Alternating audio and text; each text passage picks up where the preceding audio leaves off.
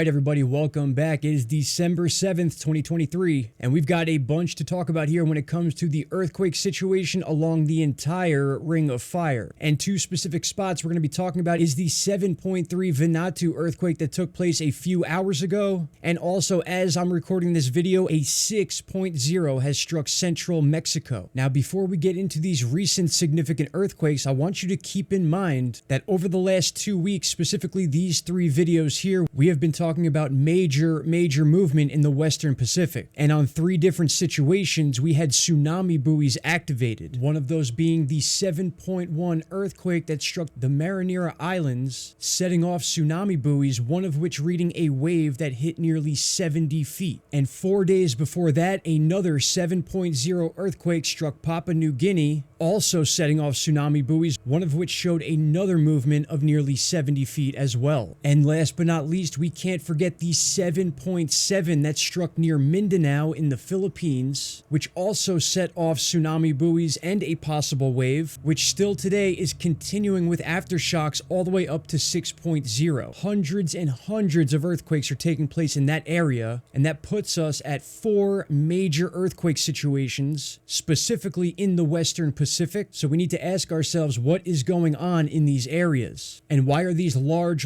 earthquakes all happening in a pretty close proximity? So now please keep this in mind as we discuss the Vanuatu earthquake, and then we will end with the Mexico earthquake. We're going to take a quick look at the different earthquake charts that show what magnitude this actually was. And if we go ahead and click it here, we could see a 6.9 reading, and then if we click over, the 7.3 pops up, and then we have a 7.1. Now what's interesting about this is that the 7.1 and the 7.3 reading are coming in at the exact same time. That might be 2 different sources, such as the USGS or the GAAU, and then we have a 6.9 reading at 8 o'clock, which is about 4 minutes later. So are we looking at a multiple earthquake situation, or has there been some confusion with the different sources that we use to get a correct reading? If we zoom way into this area here, you can almost see that we have 3 different earthquakes in 3 different locations. Here is our 6.9 at 8 a.m. Then we have the 7.3 at 7:56, 4 minutes before that. And then we have the 7.1 also at 7:56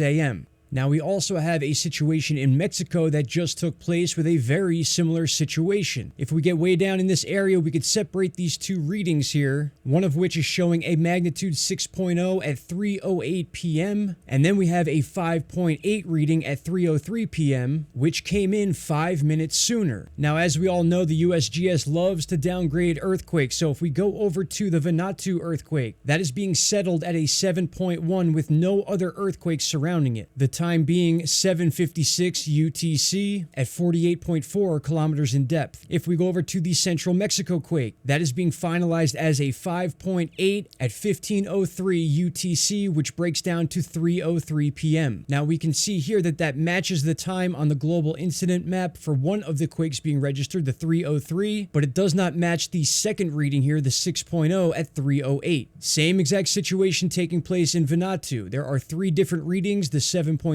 the 7.1, and the 6.9. So are we looking at a situation where we have multiple earthquakes within these 2 areas and only one of each is being read, or could this be conflicting data with the different sources that we use? Now, to give you an idea of what I'm talking about, here is the chart that shows the sources right here. We have the USGS, the GAAU that are used for this particular website, and then you can see the Vanuatu is 7.3, 7.1, and a 6.9. Then, of course, as we go down the list, the Central Mexico quake 6.0 and the second reading of 5.8.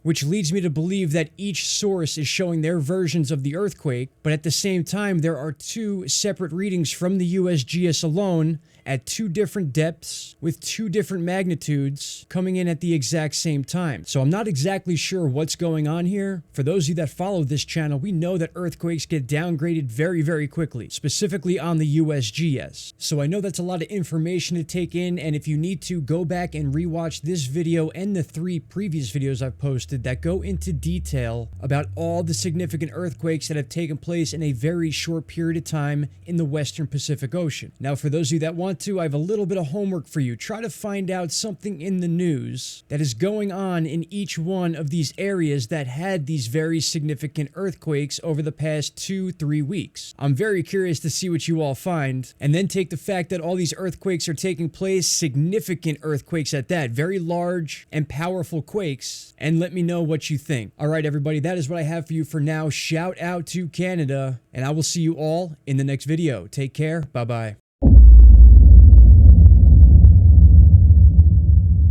Stop right there, my friends. If you have not already, click that subscribe button and don't forget to hit the bell icon. Click all and you will get all notifications from this channel. And trust me, you won't be disappointed.